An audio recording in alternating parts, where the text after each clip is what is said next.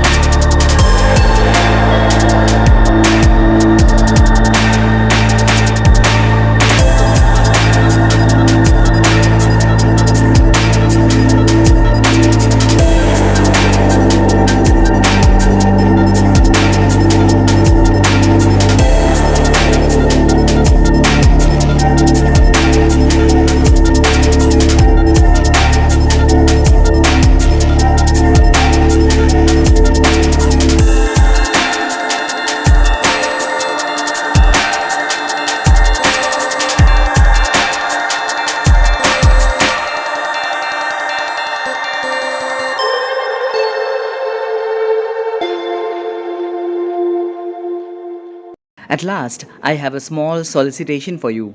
If you find this video helpful or motivating even a little bit, then please subscribe this channel to support us. And share it right now with your friends or loved ones to motivate them as well. You can also leave your valuable comments about the topic of the next video you would like to watch because our sole objective is to help you. That's it for now. We will be back with a new video every other weekend. Until then, keep learning, keep sparkling. Thanks for watching. Bye bye.